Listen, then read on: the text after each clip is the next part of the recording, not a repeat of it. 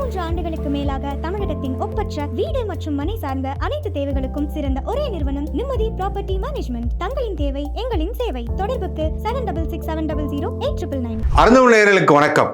தொடர்ச்சியாக எங்களோட காணொளிகளை பார்த்து கொண்டிருக்கும் அத்தனை பேருக்கும் எங்களோட நன்றியும் வாழ்த்துக்களும். மறக்காமல் சப்ஸ்கிரைப் பண்ணுங்கள், ரொம்ப ரொம்ப முக்கியம். பெல் பட்டனை அழுத்துங்க. நீங்கள் பார்க்கக்கூடிய காணொளிகள் எல்லாமே பார்த்தீங்கன்னா கிட்டத்தட்ட ஒரு 60-70% பேர் வந்து சப்ஸ்கிரைப் பண்ணாதவங்களோட இதுதான் அதிகமாக இருக்குது. தயவுசெய்து எங்களை ஊக்குவிக்கும் விதமாக நீங்கள் தொடர்ச்சியாக எங்கள் காணொளியை பார்க்குறீங்கள். மறக்காமல் சப்ஸ்கிரைப் பண்ணுங்கள். சப்ஸ்கிரைப் பண்ணி அந்த பெல் பட்டன் அழுத்தினீங்கன்னா உங்களுக்கு நோட்டிஃபிகேஷன்ஸ் வரும்.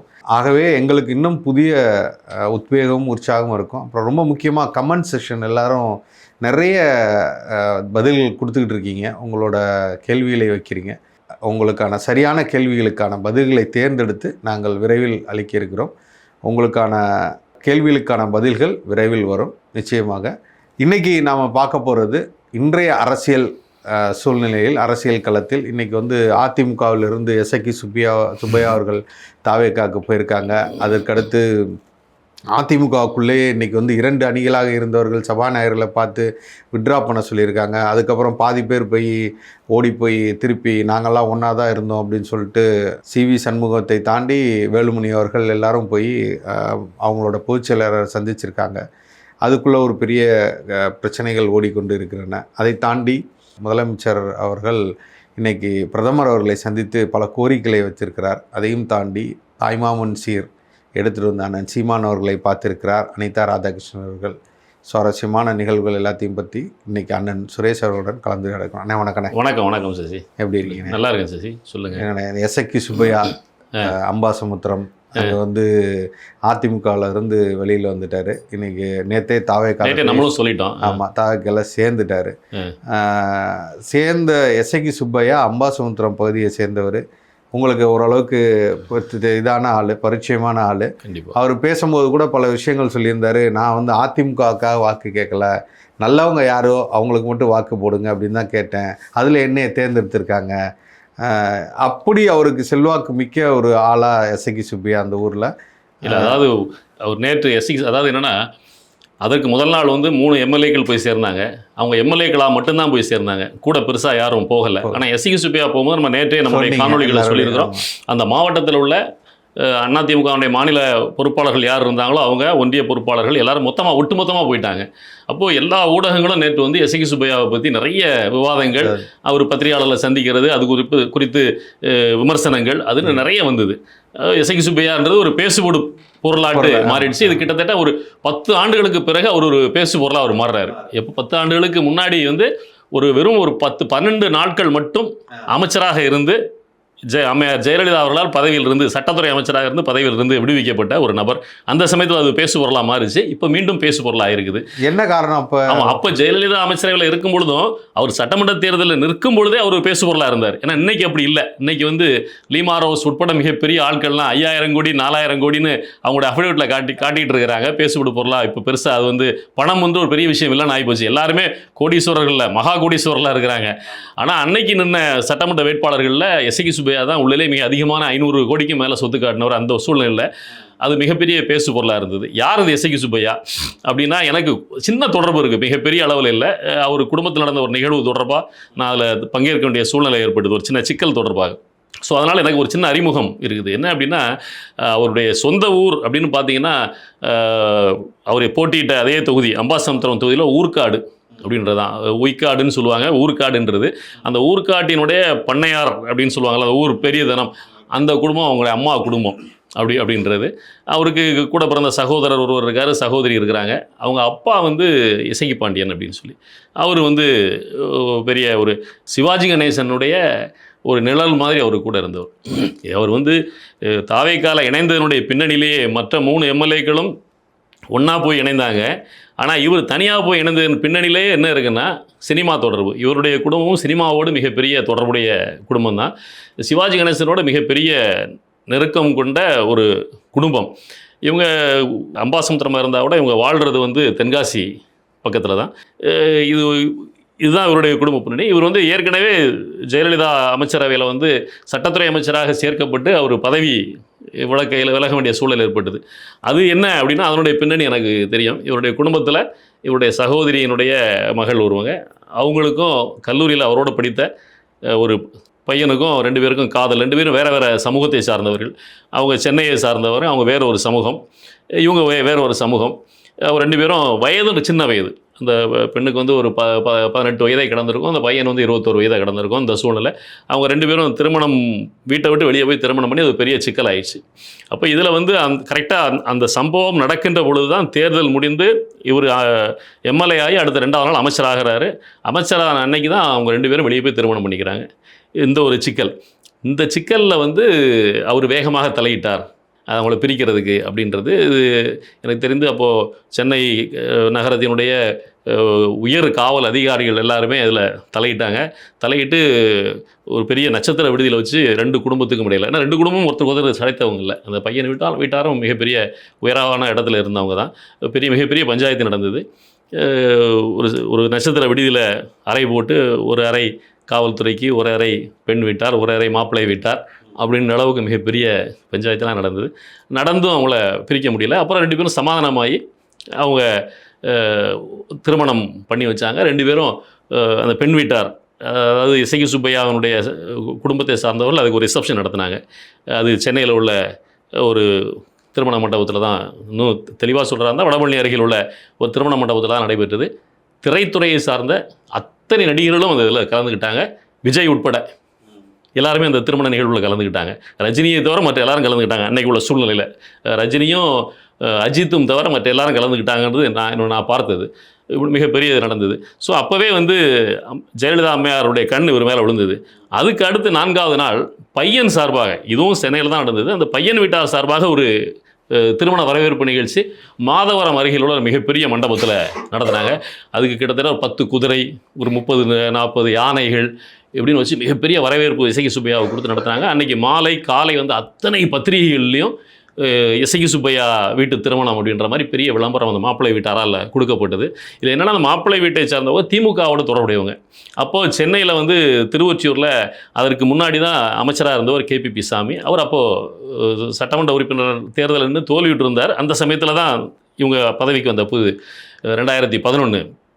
அப்போ அவருடைய படத்தையும் திரு KPP சாமி அவருடைய படத்தையும் இசக்கி சுப்பையாவுடைய படத்தையும் எல்லா பத்திரிகையிலையும் சேர்த்து விளம்பரம் கொடுத்துட்டாங்க. அது அம்மையார் ஜெயலலிதா அவர்களை மிக கோவப்படுத்தி அந்த திருமண வரவேற்பு முடிந்த மறுநாள் காலையில் அவருடைய பதவி வந்து பறிக்கப்பட்டது. இதுதான் இசக்கி சுப்பையாவினுடைய எனக்கு தெரிந்த ஒரு பின்னணி. ஸோ இவர் வந்து ஏற்கனவே ஒரு பிரபலமானவர். அதனால் அவர் திரைத்துறையினுடைய இது இருக்குது. இதில் இன்னொரு முக்கியமான விஷயம், ஐயா சிவாஜி கணேசன் அவருடைய பேரனை வைத்து, சிவாஜி கணேசன் சொல்லி அவருடைய பேரனை திரைத்துறைக்கு கொண்டு வரணும்னு முடிவு பண்ண உடனே அவருடைய பேரனை வைத்து முதல் படம் தயாரித்தது இவங்க தான். சிவாஜி கணேசன் சொல்லியே அவங்க தயாரித்தாங்க. சிவாஜி கணேசன் சொன்னால் எதனாலும் இவங்க செய்வாங்க. இசக்கி சுப்பையாவுடைய குடும்பத்தார் எதை வேணாலும் செய்வாங்க. அந்த அளவுக்கு சிவாஜி குடும்பத்துக்கு மிகவும் விசுவாசமானவர்கள். இவங்க குடும்பத்தில் என்ன நிகழ்வு நடந்தாலும் அதில் பிரபுவினுடைய அண்ணனோ கலந்து கொள்ளாத நிகழ்ச்சிகளே இருக்காது. அந்த மாதிரி ரொம்ப இதுதான் அவங்களுடைய குடும்ப பின்னணி.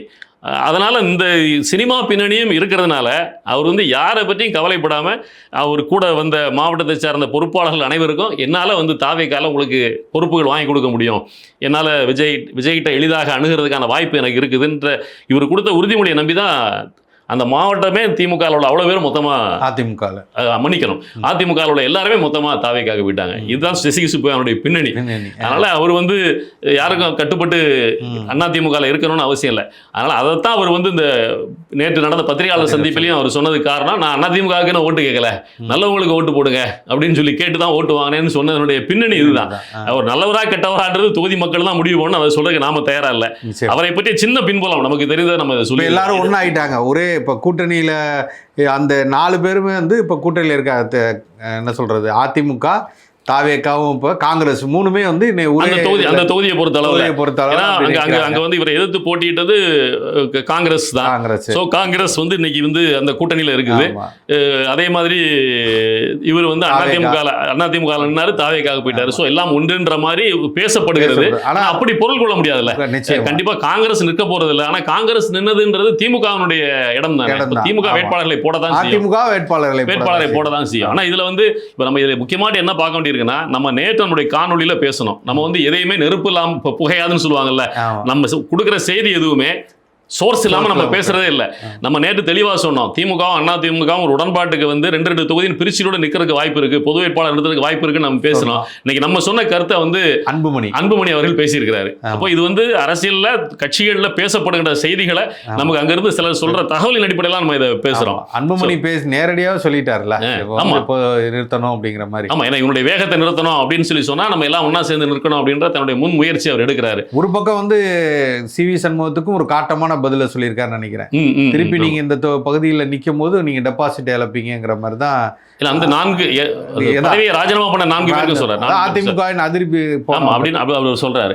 இதுல இன்னொரு முக்கியமான விஷயம் என்னன்னா, இதுல வந்து நீங்க இப்ப கேட்டீங்க இல்லையா, அதிமுக 2 குரூப்பும் ஒன்னாயிட்டாங்களே அப்படின்னு சொல்லி, இதுக்கு பின்னாடி மிக சுவாரஸ்யமான விஷயங்கள்லாம் இருக்கு, பயங்கர பெரிய ட்விஸ்ட் எல்லாம் இருக்குது. என்ன அப்படின்னு சொல்லி சொன்னா, நீங்க வந்து நீங்க அந்த பழைய நிகழ்ச்சிகள் எல்லாம் சீக்வென்ஸா பாத்தீங்கன்னா உங்களுக்கு புரியும். சட்டமன்றத்தில் வந்து பெரும்பான்மை பலத்தை நிரூபிக்க வேண்டிய சூழல்ல தான் 25 பேர் வந்து இவங்களுக்கு ஆதரவாக வாக்களிக்கிறாங்க. அதிமுக இவங்களுக்கு எதிராக வாக்களிக்குது. அதுக்கு முன்னாடி, அந்த நிகழ்வு நடக்கிறதுக்கு முன்னாடியே நாங்கள் இன்ன கொறடாவாக எதிர்க்கட்சி தலைவராக எங்கள் சட்டமன்ற குழு தலைவராக தேர்ந்தெடுக்கிறோம்னு சொல்லி சி.வி. சண்முகம் குரூப்பும் ஒன்று கொண்டு கொடுக்குறாங்க, எடப்பாடி குரூப்பும் ஒன்று சபாநாயகர்கிட்ட கொண்டு போய் கொடுக்குறாங்க. சி.வி. சண்முகம் கொடுத்ததில் இவரை வேலுமணியை வந்து தலைவராகவும், கொறடாவாக புதுக்கோட்டையை சார்ந்த முன்னாள் அமைச்சர் விஜயபாஸ்கரையை நியமிச்சிருக்கதா சொல்லி கொடுக்குறாங்க. அதே மாதிரி அவங்க வந்து அக்ரி கிருஷ்ணமூர்த்தியை கொறடாவாகவும் எடப்பாடி தலைவராகவும் நியமிச்சிருக்கா சொல்லி அவங்க கடிதம் கொடுக்குறாங்க. இது வந்து பெண்டிங் இருக்குது. இதில் யார் கொறடான்றதை வந்து இவர் முடிவெடுக்கல, சபாநாயகர் முடிவெடுக்கல. அதுக்கிடையில் அசம்பிளியில் பலம் நிரூபிக்க வேண்டிய சூழல், அது முடிஞ்ச உடனே இவங்க போய் ஒரு மனு கொடுக்குறாங்க எடப்பாடி தரப்புல. நாங்கள் தான் கட்சியினுடைய பொதுச் செயலாளர் நியமித்த விப்பு வந்து அக்ரி கிருஷ்ணமூர்த்தி தான் கொறடா. அதனால் அவருடைய கொறடா உத்தரவுக்கு எதிராக இந்த 25 பேரும் வாக்களித்ததால் அவர்களை பதவி நீக்கம் பண்ணணும்னு ஒரு கடிதம் கொடுக்குறாங்க. கடிதம் கொடுத்த உடனே அடுத்த நிமிஷம் என்ன பண்ணுறாங்க, விஜயபாஸ்கரை வைத்து இவர்கள் ஒரு கடிதம் கொடுக்குறாங்க.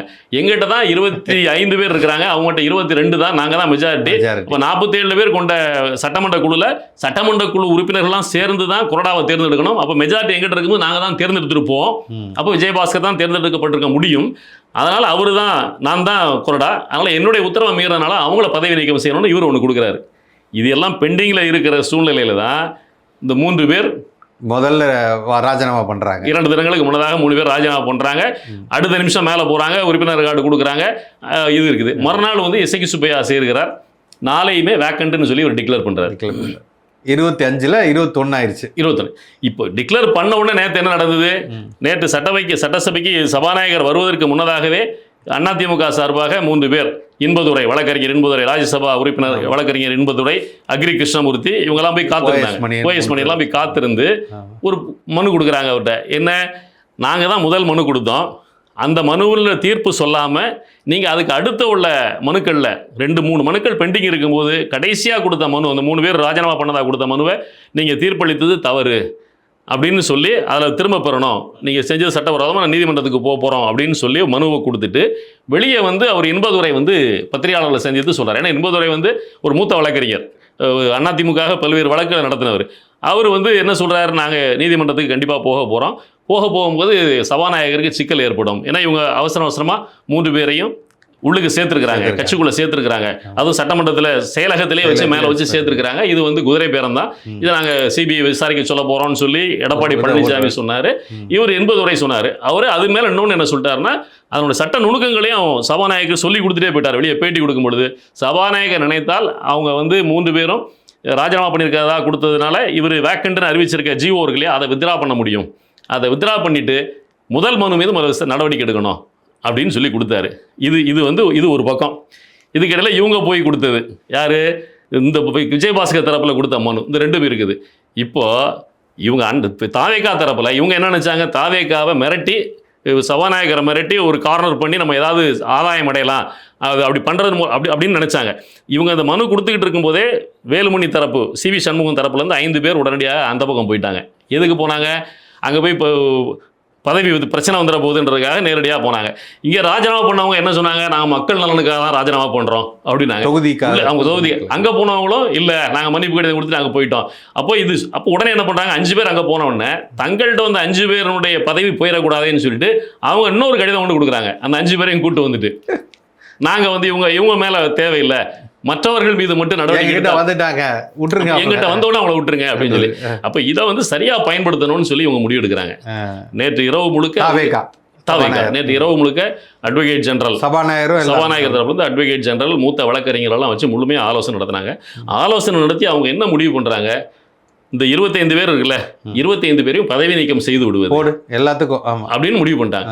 நான் அந்த ஜிஓ வித்ரா பண்ணிக்கிறேன், முதல் மனுவை விசாரிக்கிறேன், முதல் மனு விசாரித்து 25 பேரையும் பதவி நீக்கம்னு சொல்லிடுறேன். இதில் அவங்களுக்கு என்ன லாபம்னா, 25 பேரையும் பதவி நீக்கம் பண்ணுறதுனால இங்கே ஒன்றும் நடக்க போகிறதில்ல, 25 பேர் பதவியும் போயிடும். அந்த 3 பேர் இருக்காங்கல்ல, அந்த 3 பேர் பதவியும் போக போகுது. அந்த 3 பேர் ஏற்கனவே இவங்ககிட்ட வந்துட்டாங்க, 3 பேர் இவங்க வந்துட்டாங்க. இப்போ 25 பேரை சபாநாயகர் பதவி நீக்கம் பண்ணிட்டாருன்னு சொல்லி சொன்னால் இவங்க அதிகபட்சம் என்ன செய்யலாம்னா, நாங்கள் அந்த 25 பேர்ல 4 பேர் எஸ்ஐசி ஆமாம் 4 பேர் நேற்று கணக்கு 4 பேர் வந்துட்டாங்க. இவங்க அதிகபட்சம் என்ன செய்யலாம்னா, இந்த 4 பேர் மற்றவர்கள் எல்லாருமே நீதிமன்றத்தை அணுகலாம், பதவி நீக்கம் செய்து தப்புன்னு. இதுக்கிடையில இவங்க ஆலோசனை பண்ணிட்டு இருக்க தெரிஞ்சோன்னா அதிமுக வேற மாதிரி முடிவெடுத்து கடகடன் இன்னைக்கு காலில் எல்லாருமே அந்த பக்கம் கடகடன் போறாங்க. இவங்க ஸ்மெல் பண்ணிட்டாங்க. இவங்க அதை வச்சு வெளிப்படையாவே செய்திகளை கசியோட ஆரம்பிச்சிட்டாங்க. அதிமுக தெரிகிற மாதிரி பதவி நீக்கம் பண்ண போறாரு அப்படின்னு சொல்லி. அப்போ இவங்க வந்து பதவி நீக்கத்தை வந்து உடனே ரத்து பண்ணணும்னு சொல்லி உடனடியாக 2 பேரும் ஓடி வந்து எல்லாருமே மனு கொடுக்குறாங்க. அவங்க மேல கொடுத்த புகார் நாங்க வாபஸ் வாங்கிக்கிறோம், எங்க மேல கொடுத்த புகார் நாங்க வாபஸ் வாங்கிக்கிறோம் அப்படின்னு எல்லாரும் வாபஸ் வாங்கிக்கிறாங்க. இப்போ இவரு சபாநாயகனுடைய கைப்பிடிக்குள்ள எல்லாமே வந்து என்னன்னா, இப்ப 24 பேரையும் இவர் வந்து பதவி நீக்கம் பண்ணியிருந்தாருன்னா இவங்க அதை எடுத்து கோர்ட்டுக்கு போனாங்கன்னா கூட இந்த 3 பேர் இருக்காங்கல்ல, இந்த 3 பேர் கையெழுத்து 4 பேர் கையெழுத்து போட மாட்டாங்க, 4 பேர் கையெழுத்து போட மாட்டாங்க. அப்போ அதை வந்து அதுக்கப்புறம் திரும்பவும் ஒரு முறை அவர் வேக்கண்ட்னு அறிவிச்சுட்டு அவர் தேர்தல் நடத்திட்டு போயிடலாம். அந்த 21 பேர் யார் நீதிமன்றத்துக்கு போறாங்களோ அது மட்டும் பெண்டிங்ல இருக்கும். அப்படி பெண்டிங்ல இருந்துச்சுன்னா அந்த லாபம் வந்து தாவைக்காக தான். ஏன்னா சட்டமன்றத்துல பலம் வந்து அந்த 21 கம்மியாயிடும். அப்ப கிட்டத்தட்ட 200க்கு வந்துடும். இந்த 4 பேர் இங்க போயிடுறாங்க. அது 6 மாதத்தில் தேர்தல் நடக்க போகுது. நீதிமன்றத்துக்கு போன மாட்டு சென்ற முறையே டிடிவி தினகரனுடைய எம்எல்ஏக்கள்லாம் போய் உயர்நீதிமன்றம் வரைக்கும் போய் நீண்ட நாட்கள் பிடிச்சு அதுக்கப்புறம் அதை எதிர்த்து உச்சநீதிமன்றத்துக்கு போகலாமான்னு யோசித்து போனாலும் பிரயோஜனம் இல்லை, நம்ம பதவி முடிஞ்சதுக்கப்புறம் தான் தீர்ப்பு வரும் அப்படின்ற சூழ்நிலையில தான் போகாமல் விட்டாங்க. இதையெல்லாம் எண்ணி பார்த்து தான் சைலண்ட் ஆகிட்டாங்க. கடைசியில் இந்த 4 பேர் இவங்களுக்கு லாபம் ஆயிடுச்சு. இதில் இன்னொரு விவகாரம் என்ன நடந்திருக்குன்னா, இன்னும் 4 பேர் தாவேகா தரப்பில் அதிமுக வந்து பேசிகிட்டு இருக்கிறாங்க அப்படின்னும். இப்போ அவங்களுக்கும் இவங்க தாவேகா தரப்புலேருந்து சொன்னது, இந்த பிரச்சனைகள் எல்லாம் தீராமல் இருந்துச்சுன்னு வச்சுக்கோங்க, தாவேகா தரப்புக்கு ஒரு சிக்கல் இருந்துகிட்டே இருக்கும். ஏன்னா இவங்களுக்கு பொறுப்பு கொடுக்குறதா, திரும்ப நிற்க வைக்கிறதா, ஆன்டி டிஃபெக்ஷனில் பண்ணவங்க அந்த மனு நீதிமன்றத்துக்கு போச்சுன்னா அது பெண்டிங்கில் இருக்குது, எப்படினாலும் வரலாம் அப்படின்ற சிக்கல் இருக்கும். இப்போ எல்லாம் கிளியர் ஆகி போச்சு. இந்த 4 பேரும் கிளியர் ஆகிட்டாங்க. இப்போது இன்னும் 4 பேருக்கு இந்த மாதிரி கிளியர் ஆகிடும், கவலையப்படாதீங்க, நீங்கள் எம்எல்ஏக்கள்னு ஆகிடுவீங்க, உங்கள் மேலே ஆன்டி டிஃபெக்ஷனால் கொடுத்த பெட்டிஷன் எல்லாத்தையும் அவங்களே வித்ரா பண்ணிவிடுவாங்க, பண்ணதுக்கப்புறம் திரும்ப நீங்கள் என்கிட்ட வந்து சேர்ந்துக்கோங்க ரிசைன் பண்ணிக்கிட்டு அப்படின்னு சொல்லி தகவல் கொடுத்து அனுப்பிச்சிருக்கிறதாகவும் தகவல் இருக்குது. அதனால் இது அதிமுகலேருந்து வருகின்ற வரத்து வந்து இதோடு நிற்கப் போவது இல்லை, கொஞ்சம் கொஞ்சமாக வரதான் போகுது. ஏன்னா இவ்வளோ பிரச்சனைக்கு அப்புறமா அங்கே சமாதானமாக போகிறதில்ல. இன்றைக்கி பாருங்கள், சிவி சண்முகம் வந்து இன்னைக்கு வரைக்கும் அவர் போய் சந்திக்கலை. இன்றைக்கி மாலை அவங்கள எல்லாரும் சந்திச்சுட்டு வந்து இவர்கிட்ட வந்து சிவி சண்முகத்திட்ட பேசுகிறாங்க. பேசியும் கூட அங்கே என்ன முடிவுன்றதை பத்திரிகையாளரை சந்தித்து அவர் எதுவுமே சொல்லலை. ஸோ இப்போ அங்கே போனவங்களுக்கு எல்லா பதவிகளும் மாவட்ட 24 பேர் வெளியே போனாங்கன்னா 24 மாவட்ட செயலாளர்கள் புதிதாக போடப்பட்டு விட்டார்கள். இவர்களுக்கு பொறுப்பும் கொடுக்க முடியாது. நம்ம நேற்றே சொன்னோம், அமைப்பு செயலாளர் பதவி தர்றோம்னு சொல்கிறாங்க, அதை வாங்குவதற்கு விருப்பம் இல்லைன்னு. ஸோ இது வந்து தங்களை காப்பாற்றிக்கிறதுக்கு, தங்களுடைய எம்எல்ஏ பதவியை காப்பாற்றிக்கிறதுக்காக தான் இந்த குரூப் எல்லாம் உள்ளுக்கு போச்சுது. எடப்பாடியை பொறுத்தளவில் அவருக்கு 24 காலி பண்ணி நம்மகிட்ட 5 பேர் வந்தாங்கல்ல, அதுவும் சேர்ந்து காலி ஆகிடுமே அப்படின்ற ஒரு பயம். அப்போ இந்த 25க்கும் திரும்ப தேர்தல் நடந்து அந்த தேர்தலில் தாவேகாவும் திமுகவும் பெர்ஃபார்ம் பண்ணி அதிமுக ரொம்ப மோசமாக பெர்ஃபார்ம் பண்ணால் இந்த அந்த இடைத்தேர்தல் 25க்கு நடந்ததுன்னா கிட்டத்தட்ட மினி பொது தேர்தல் மாதிரி தான். அந்த தேர்தலோட அதிமுக காணாமலே போயிடும். ஸோ அந்த பயமும் இப்போ எடப்பாடிக்கு வந்துருச்சு. ஸோ வேறு வழியே இல்லாமல் கிட்டத்தட்ட எடப்பாடி சரண்டர் ஆகிட்டார். இப்போது சிவி சண்முகம் வெளியே உட்காந்து அதனால தான் டிக்டேட் பண்ணுறாரு. எடப்பாடியால் ஒன்றும் செய்ய முடியாது, நம்ம வழிக்கு வருவார், 1000 தான் இவன் உள்ளுக்கு போயிருந்தா கூட வருவாருன்றதுனால தான் அவர் பிடியை விடாமல் இன்னைக்கு வரைக்கும் பேசிக்கிட்டு இருக்காரு. இது இன்னும் 2-3 நாட்களுக்கு இது போகும். கண்டிப்பாக பொதுக்குழுவை கூட்டி அது ஒரு கூட்டு தலைமைன்ற நிலையை நோக்கி அதிமுக போகிறதுக்கான வாய்ப்பு நிறைய இருக்கிறதா சொல்கிறாங்க. இல்லைன்னா எடப்பாடியை விட்டு முழுமையாகவே எல்லாருமே வெளியே போயிடுவாங்க அப்படின்றதான் இன்றைக்கி அதிமுகவோட நிலைமை. ஆக மொத்தத்தில் இந்த பிரச்சனையில் தாவேகா தங்களுக்கு என்ன தேவையோ அதை அச்சீவ் பண்ணியிருக்காங்க. ஆனால் மக்கள்கிட்ட அது நல்ல பேர் வாங்கியிருக்காங்களா இல்லையா அப்படின்றது அடுத்த விஷயம். ஏன்னா ஒரு ஒரிஜினா அந்த பண்ண விளையாட்டுகள் எல்லாம் விஜயனுடைய பெயரை மிகப்பெரிய அளவில் சரிவுக்கு கொண்டு போயிருக்கு. இந்த ஹார்ஸ் ட்ரேடிங் அப்படின்றதுலையும் நம்ம பார்க்க எதை பற்றியுமே கவலைப்படாமல் அவர் வந்து ஒரு பக்கம் இருக்கிறாரு. இந்த இதெல்லாம் தெரியாத மாதிரியும் இல்லை இன்னொருத்தரை வைத்து அவர் அந்த காயை நகர்த்தி கொண்டு இருக்காரு. அதில் ஆதவ அர்ஜுனா முக்கியமான ரோல் ப்ளே பண்ணுறாரு. அந்த பக்கம் லீமா ரோஸ் வந்து இதற்கான அந்த வடிவேல் வந்து இளநீ கடையிலேருந்து பின்னாடி ஒன்று ஒன்றா உருவி கொடுக்குற மாதிரி அவங்க தன் மருமகனுக்கு எடுத்து கொடுத்துட்டு இருக்காங்க. ஆனால் இதெல்லாம் விட்டு இன்னைக்கு வந்து ஒரு பழமொழி சொல்லுவாங்கல்ல, கொதிக்கிறது நிற்கணும்னா எரியதை எடுத்தா போதுன்னு. அங்க வந்து கொதிக்கிறதுக்கு காரணம் லீமா ரோஸ். அதை புடுங்காம அவங்க கூட வச்சுக்கிட்டு இருக்கிற வரைக்கும் அது கொதிச்சுக்கிட்டே தான் இருக்கும். ஆமா, அதுக்கு எடப்பாடியும் ஒரு காரணம், முக்கிய காரணமா இருக்காரு. அது ஒன்றும் வழியே இல்லை. அதை தாண்டி இன்னைக்கு வந்து ரொம்ப முக்கியமான விஷயம், முதல் முறையாக முதலமைச்சர் வந்து பிரதமரை சந்திக்க போயிருக்கிறாரு. பல கட்ட கோரிக்கையெல்லாம் அவரே கையில் ஃபைலெல்லாம் எடுத்துகிட்டு போகிறாரு. எனக்கு ஒரு ஆச்சரியம் என்னென்னா, இந்த மாதிரி சந்திப்பில் கூட ஜெகதீஷ் கூட இருக்கிறாரு. அவருக்கு என்ன பொறுப்பு கொடுத்துருக்காங்கன்னு இன்றைக்கி வரைக்கும் தெரியல. ஒரு பிரதமரை சந்திக்க போகிறாரு, அந்த சந்திப்புக்கு அவர் கூட போகிறாரு. அவர் பக்கத்தில் இன்னொரு புதுசாக ஒருத்தர் போகிறாரு, அவர் பேர் எனக்கு தெரியல, அவர் புதுசாக ஒருத்தர். இதெல்லாம் வந்து அவரோட டிரைவர் ஒருத்தர் போகிறாரு, ஓகே, முன்னாள் டிரைவர் அவர், அவரோட மகனுக்கு கூட சீட்டு கொடுத்துருக்காங்க. இதெல்லாம் வந்து இன்னும் ப்ரொஃபைலில் இல்லாதவங்கலாம் போகிறாங்க. அதை டெல்லி போகிற வரைக்கும் அவர்களுடன் இருப்பார். தனக்கு தேவையான நம்பிக்கையான ஆட்களை வச்சுக்கணுன்றது தானே. ஆனால் பிரதமரை சந்திக்கிற இடத்துக்குள்ள அதிகாரிகளும் அவரையும் தவிர யாரும் போகிறதுக்கான வாய்ப்பு கிடையாது. ஆளுநரை சந்திக்கும் போது இருந்தாங்க, அதனால அது உள்ளூரில் இருந்தாங்க. அங்கே அதுக்கு புரோட்டோகால் படி அதுக்கு வாய்ப்பு இருக்காது. இன்னொன்று வந்து இன்னைக்கு வந்து சந்திச்சதில் முக்கியமான விஷயம், நம்ம வந்து அவர் கொடுத்த மனுக்களில் பரவலாக இப்போ ஊடகங்களில் வேகமாக பாதிக்கப்பட்டு கொண்டிருக்கிறது. இந்த தமிழ்தாய் வாழ்த்து பாடுவதை வந்து நீங்கள் வந்து பரிசீலனை பண்ணணும் அப்படின்னு சொல்லி கொடுத்துருக்காருல்ல, அது வந்து மிக மிக தவறான ஒரு முன்னுதாரணம். ஏன் அண்ணன் சீமான் அவர்கள் பேசும்போது நான் ஆட்சிக்கு வந்தால் வரி கட்டுவதையே நிறுத்துவேன், என்னடா ஜிஎஸ்டின்னு கேட்பேன் அப்படின்னு சொல்லும்போது பலர் பேசினாங்க. ஆனால் சில இடங்களில் நம்ம உறுதியாக இருந்தாகணும். இது மத்திய பட்டியல் மாநில பட்டியல் அப்படின்ற விவகாரத்துலலாம் இது வரல. இது ஒரு நடக்கிற நிகழ்ச்சி. இது தமிழ்நாட்டுக்குள்ள நடக்கிற நிகழ்ச்சி. தேசிய கீதம் கண்டிப்பாக இசைக்கப்பட வேண்டும், அதில் மாற்று கருத்து இல்லை.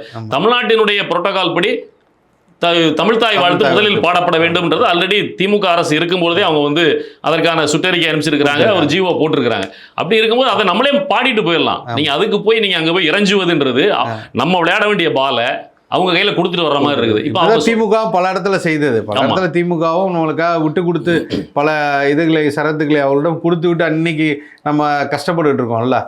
நீங்க முடிவெடுங்கன்னு சொல்றதுனால பெரிய பிரச்சனை. அது இல்லாமல் இன்னொரு முக்கியமான விஷயத்தை நம்ம பார்க்க வேண்டியிருக்கு. நம்ம நேற்றே பேசினோம், கர்நாடகத்தினுடைய துணை முதல்வர் பேசின விஷயத்துக்கு இவர் ஒன்றும் சொல்லலை. இன்றைக்கி போய் மனு மட்டும் தான் கொடுக்க போயிருக்காரு. இவருக்கு ஒரு கடுமையான ஒரு குரல் கொடுத்துருக்கணும் அந்த விஷயத்தில், ஒரு முதல்வராட்டு அவருக்கு பதில் சொல்லியிருக்கணும். ஏன்னா இன்னைக்கு வந்து பரபரப்பான செய்தி கர்நாடகாவில் என்ன போயிட்டு இருக்குன்னா, சீதாராமையா வந்து பதவியை விலக போகிறார், அப்போ இவர் முதல்வராக போகிறார் அப்படின்ற ஒரு செய்தி வந்துகிட்டு இருக்குது. அப்போ அங்கே வரப்போகிற முதல்வர், இன்கமிங் முதல்வர் வந்து இந்த ஒரு விஷயத்தை அழுத்தமாக பேசும்பொழுது இங்கே இவர் பேசாமல் விட்ட ஒரு விஷயம்.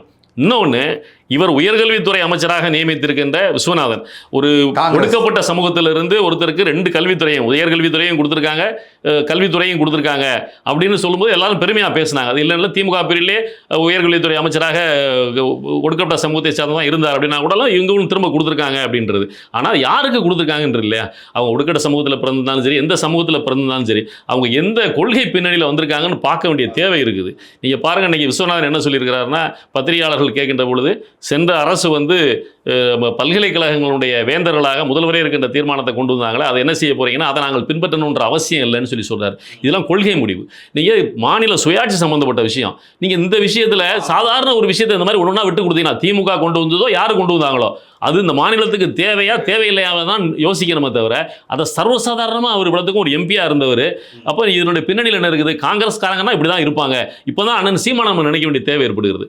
நீங்கள் மாநில கட்சிகளுக்கு ஒரு அறிவுரை அடிக்கடி சொல்லுவார், காங்கிரஸுக்கும் பாஜகவுக்கும் தமிழ்நாட்டில் என்ன வேலை, இங்கே மாநில கட்சிகள் நீங்கள் போட்டி போட்டுக்கோங்க, அவங்களுக்கு கூட்டணி கொடுத்து அவங்களை வளர்த்து விடுற வேலையை செய்யாதீங்க கோரிக்கை, சுமக்காதீங்கன்ற கோரிக்கை பல முறை வச்சிருக்கிறாரு. அதில் அவர் உறுதியாக இருக்கார். ஆனால் அந்த கட்சிகள், திராவிட கட்சிகள் தொடர்ந்து அந்த தவறை செஞ்சுக்கிட்டே இருந்தாங்க. இப்போ தாவேகாவும் இந்த தவறை செஞ்சு அவரை பதவியில் அமர வச்சு உயர்கல்வித்துறையை கொடுத்து இப்படி ஒரு பேசுகிற சூழ்நிலை ஏற்படுத்தியிருக்காரு. அதனால் தயவு செய்து வந்து விஜய் வந்து இதில் கவனம் செலுத்த வேண்டும். இல்லை அது அதை தாண்டி இப்போ இந்த நிலைப்பாடு அங்கே எடுத்திருக்காங்களே மேகதாகுது, அதுக்கு இவங்களோட குரல் என்ன, இவங்க என்ன காங்கிரஸ் அதான் சொல்றேன். என்ன இப்ப இங்க இந்த உயர்கல்வித்துறை மேட்டர்ல இந்த மாதிரி பேசுறீங்களே, நீங்க மேகதாது பிரச்சனையில அங்க ஆட்சி இருக்கிற காங்கிரஸை விட்டு கொடுத்து நீங்க உங்களோட காங்கிரஸ் அமைச்சர்கள் பேசிடுவீங்களா? அதனால தயவு செய்து நம்ம வந்து வைக்கிற கோரிக்கை, கிட்டத்தட்ட ஒரு 4-5 பேர் அதிமுக உருவிட்டீங்க.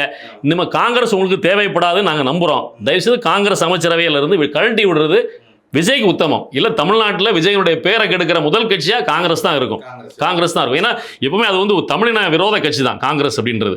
அதனால அதை தயவு செய்து அவர் பெரிய கொல்லிக்கட்டை எடுத்து முதல்ல சொரிஞ்சு இருக்க மாதிரி தான் எனக்கு அதேதான். காங்கிரஸ் அமைச்சர்கள் சேர்த்திருக்கிறது கொல்லிக்கட்டை எடுத்து அவர் தலையை சொல்லிடுற மாதிரி தான். இப்போ தீப்பிடிச்சு எரியுன்றது தெரியாது அப்படின்றத நம்ம கோரிக்கையா வைக்கிறோம். அடுத்து மிக முக்கியமான ஒரு சமாச்சாரம் உங்கள்கிட்ட கேட்கறோம். இன்னைக்கு எல்லா ஊடகங்கள்லயும் ஒரு காலையில் நடந்த ஒரு நிகழ்வு, அண்ணன் சீமான் வீட்டில் தாய்மாமன் சீர் அனிதா ராதாகிருஷ்ணன் கொண்டு வந்தாரு அப்படின்னு சொல்லி இப்போ எல்லாரும் பரபரப்பாக பேசுறாங்க. இது குறித்து உங்களுக்கு கிடைத்த தகவல் என்ன?